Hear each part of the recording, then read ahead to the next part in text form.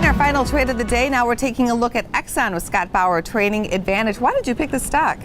You know, Angie, I'm looking at post-earning stocks and plays that maybe aren't so tied to the overall market, aren't so tied to a Trump tweet, although, you never know what's going to come out. And I look at Exxon and it's really compelling.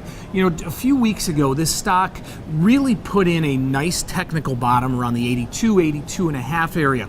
The more I look into this and see this little rally back in it, I'm looking at this stock and boy, it's about a 3.7% yield, which that's incredible. That's crazy. Well, you look at this and say, okay, that 3.7% yield's probably not staying there. It's got to come down. Well, we know Exxon's not going to be lowering their dividend. So what has to happen for that yield to come down? And historically, it's got to come down. Well, the stock price has to go up.